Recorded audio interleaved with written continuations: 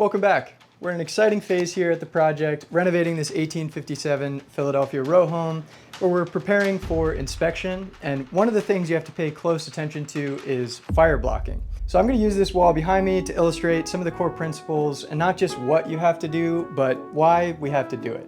Our whole idea here is to not stop the house from burning, but make it burn slower so our fire department has time to respond. And our first line of defense is going to be drywall. If we have 5/8 inch thick drywall here, that gives us a 1-hour fire rating. So any fire that starts in here is going to take a while before it gets to this wood that it wants to burn. Once the fire has made it through the drywall into this cavity, our goal is basically just to compartmentalize the fire so that it can't spread through the house. One example is up at the top plate of the wall. There's a gap where hot air, embers, and all of that can escape up and could potentially get into these rafter bays, which would then ignite the floor joists and the subfloor up there.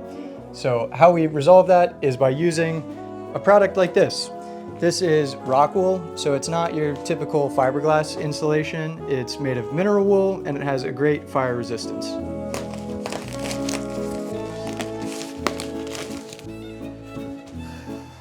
The first step is going to be to cut this insulation down. I don't need this wide of a bat because I'm just stuffing it between this little cavity. And Home Depot will happily sell you an insulation knife like this, but it's kind of a scam because pretty much any serrated kitchen knife will pretty much do the same thing.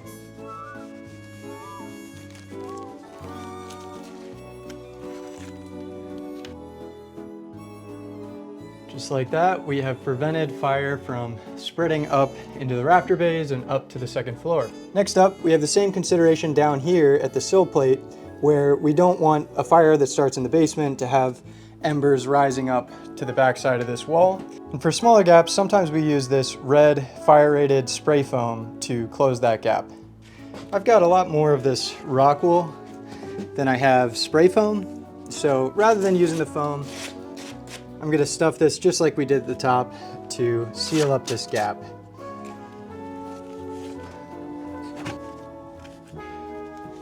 And for the same reason that we packed in the base of the wall to stop air coming from the basement, we're also going to do that here at any penetrations of plumbing, HVAC, or electrical.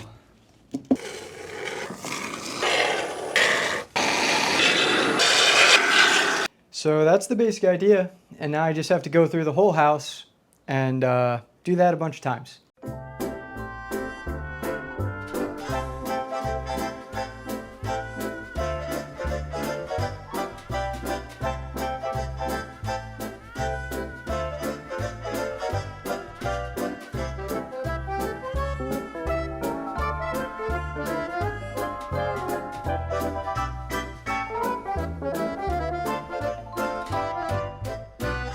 Well, what do we have here?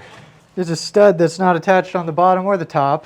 Oftentimes you find weird things on job sites, and the reason is pretty simple. It's just that the HVAC guys had to move this stud to get the ductwork in, and they didn't have a nail gun to put it back. I wish they told me, but nonetheless, I found it. So just got to put a couple nails in it.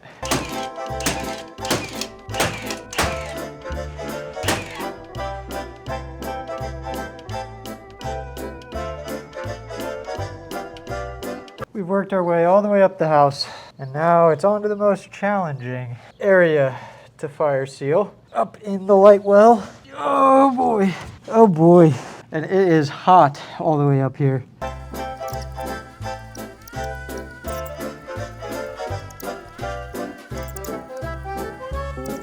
All right, we're done. Let's get down from here. Oh, whew, brutal. I'm about ready to start the fire blocking on this wall, and I think I'm gonna block it here by the window as well. Kind of just for air leakage, but also every 10 feet you need a break. So I think doing it along these windows makes sense. And also, my neighbor Weiss saw this and recommended that I double up these, I guess they would kind of be jack studs for the window. They're kind of just normal studs. And the reason is that these, in his experience, tend to twist and move which is not great because your trim's going to be connected to this. So if this gets moisture and temperature differential because of being next to the window and wants to twist, it'll, just mess up your finished carpentry work. So I'm going to nail and glue extra studs on the sides of these. It's going to be a little tricky here because I have a wire, and here I am fine. So quick little framing job.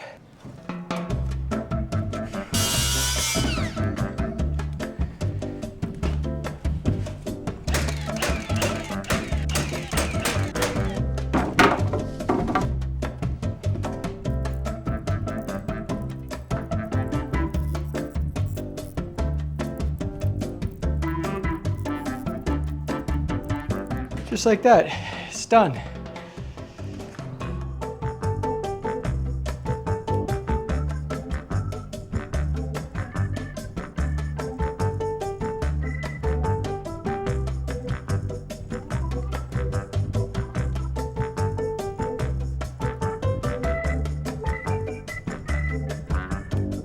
All right, we're done for the day. It's hot. Sweating a lot up on the 3rd floor. Let me quickly show you all the spots we hit with the fireproofing.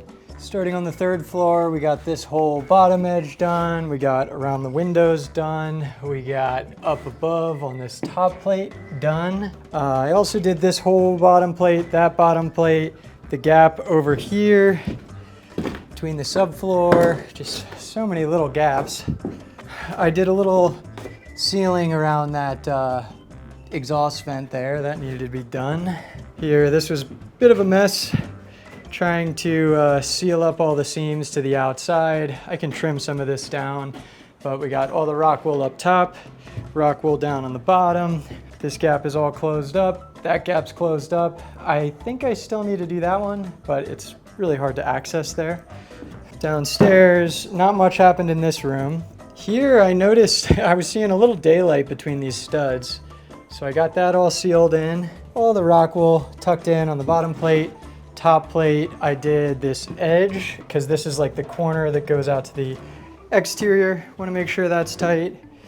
And of course, that edge right there.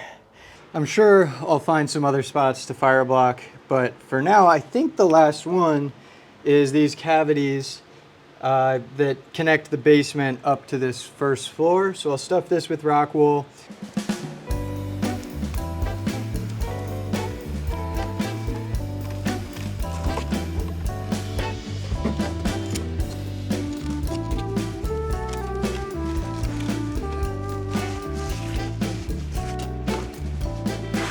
With that, I think fire blocking is complete.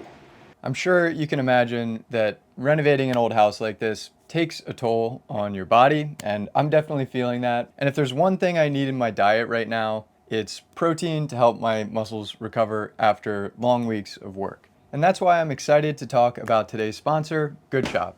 Good Chop delivers high quality meat and seafood straight to your door, and one of the best parts is that it's all sourced locally here in America. I've been living in the city of Philadelphia for a decade now, and I've never owned a car in my life, so I'm often limited in what grocery stores I can go to just based on how far I want to walk and how far I want to carry my groceries. So having food shipped straight to my door makes my life so much easier, and I can have confidence that I'm getting the best products from Good Chop.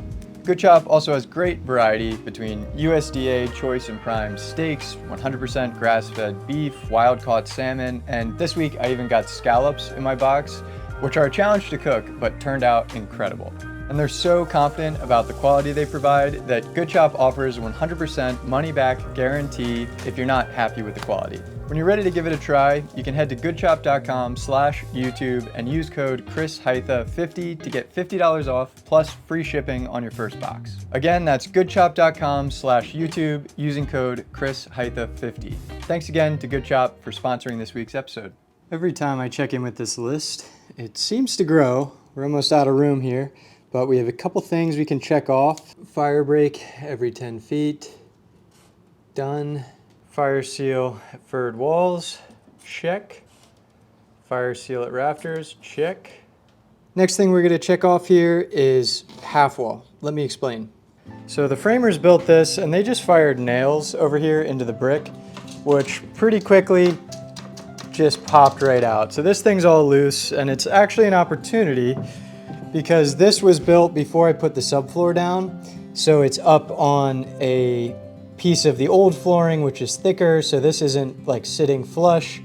And also it's a chance to resolve the flushness here where the drywall here needs to run straight down onto these furring strips. Kind of not a bad thing that this came out because it has to be redone anyway.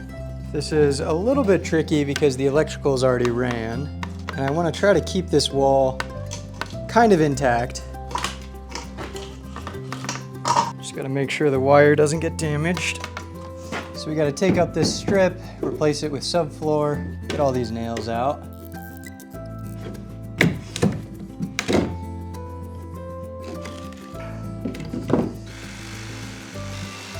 Rid of a couple stubborn nails there. Got our little piece of subfloor. That'll do just fine. Right now I'm trying to get these furring strips as plumb as I can, which will kind of set the position of the wall up above. Now I just gotta take this same plumb line and line up our wall.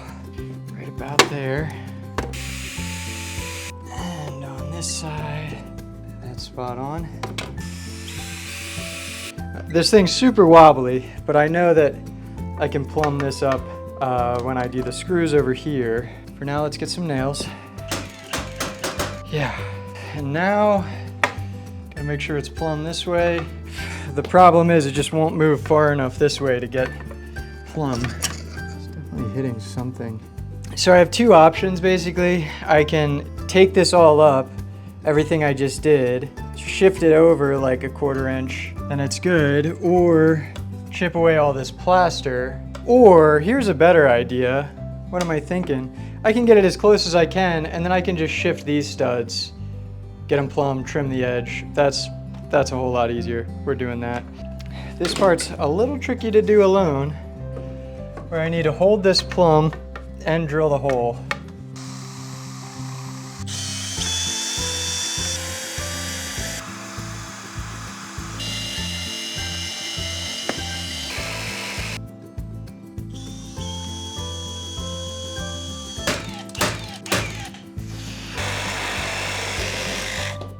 All right, I think that's job done. I'll tell you, it is just too hot to work. Just this one little job just took it out of me. So we're gonna do a little cleaning, constant effort in preparation for this inspection. I already moved a lot of the lumber that was up here down into the basement. We got a lot of little things to wrap up. I should be doing other work, but it just feels good to get it cleaned. So let's do it.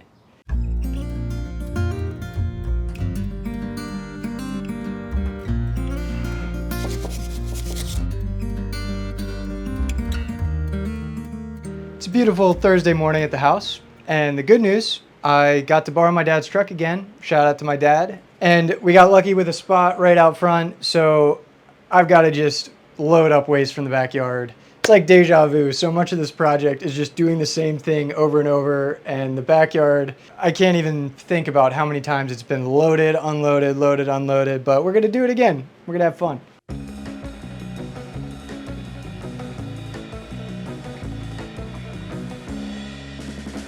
Oh, there's really nothing like starting your day off with some good old-fashioned manual labor. So in the spirit of getting rid of waste, I've had this, I think, cast iron sink. It's really heavy in the basement for a long time since I bought the house. And I tried to get rid of it on Facebook Marketplace, but no one wants it. So to get it out, we got to smash it, and that's where my friend Jess comes in. And Jess is actually going to be my roommate too. We've known each other since first grade. Thanks for being a part of this here. That's a true honor. What do you have to say to the folks online? Let's smash some sinks. We got our PPE. Yeah, try to take a swing. I don't know how hard it's going to be to break, but What kind of distance should I keep?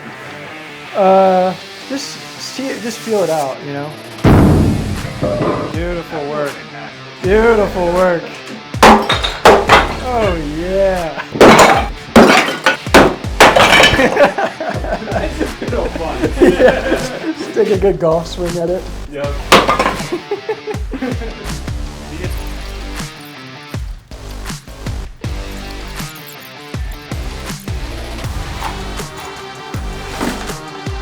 done. The last thing we got to get rid of, hopefully it'll fit, is this old door.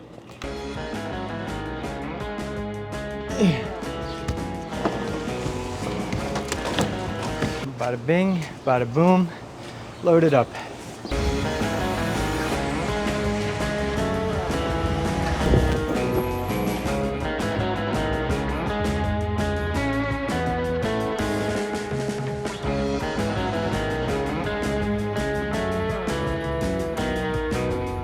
It's Friday, and for once we have some beautiful weather. It's like 75 degrees after that torrential downpour last night. And I checked the basement and we have like no moisture down there, even after like flash flooding warnings and rivers running down streets in parts of Philadelphia. That's awesome. Should be quick. We just got to finish this up. Frame out a door, easy peasy.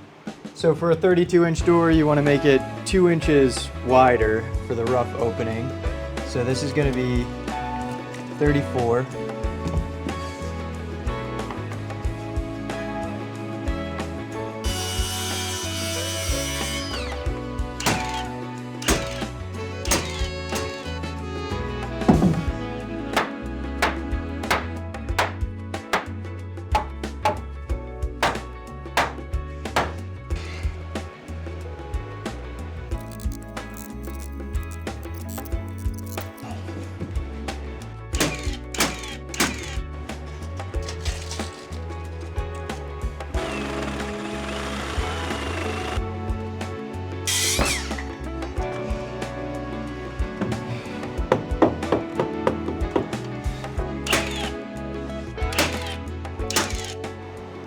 I got this threshold cut out, and now I think we can consider that a job well done. The only weird thing is, because I only have 2 studs on the end, 3 inches, this base plate here is 3.5 inches. I guess the top plate is less of an issue. So I don't know what's gonna happen here. Like, this opening is 2 inches bigger than the actual door, so I think the actual door will clear this. But yeah, it might lead to some tricky detailing, but I think it's worth it just to have as big of an opening as we can here. I almost forgot. Last step is a little cripple stud up here, which structurally I don't think is necessary, but it's the right way to do it. All right, now it's done. My next task here is going to be finally patching the ceiling in this alleyway. My strategy, well, it's a couple steps. Got to clean this stuff up, old lath. I got 1 piece of insulation there that I need to cut in half and fill here with 2 bats. And then I need to cut this back kind of midway on that support so I have something to screw the Dens glass on, which is over there. Kind of been procrastinating this task because it sucks to work with that Dens glass. It has fiberglass in it and it makes you really itchy. Wish I had a long sleeve shirt, but I don't, but I will wear a mask. Step 1. Deal with the insulation. And of course, this has fiberglass too. So it is just an itchy job all around. I forgot my mask. Much better.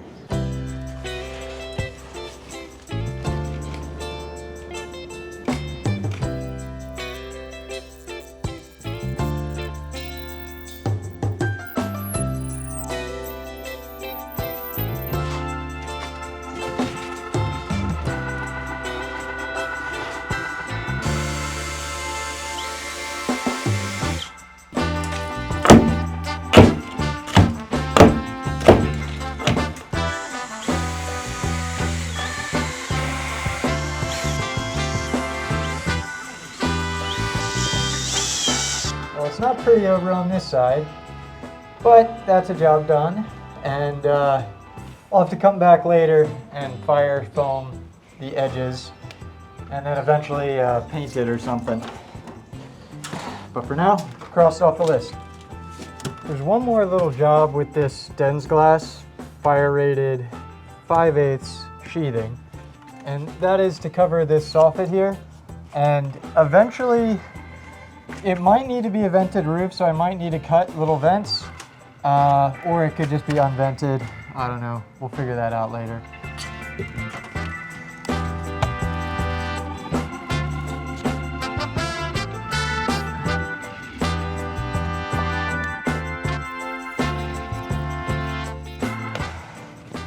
Job done.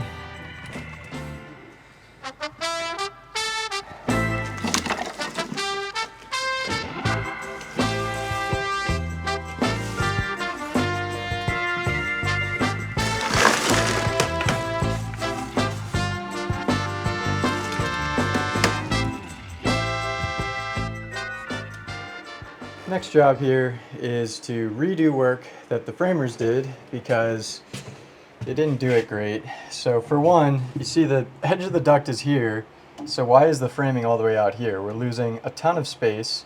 And two, I want this bump out to be in line with this chimney. So these studs need to come out and these studs need to go in. And then I'm gonna have a small, like 24-inch cabinet right here that'll be the media cabinet for the TV and whatever stuff goes along with that. The framers really go wild with the nails. I have no idea why there are 8 nails in this tiny piece up here, but they fit them in there somehow.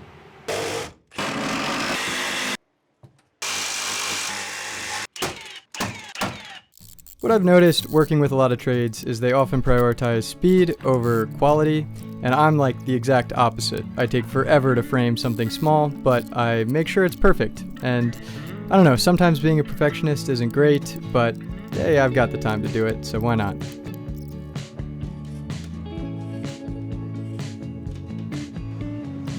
Last to do before I head out today is getting these 2 little holes patched up, and I really don't care to do this really well.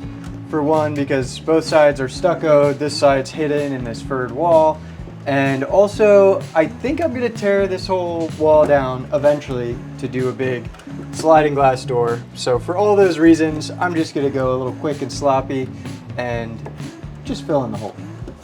All right, well, I guess that perfectionism I was talking about didn't last long.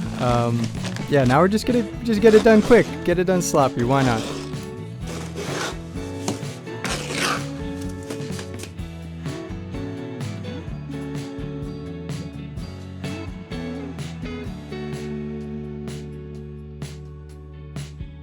And just like that, it's done.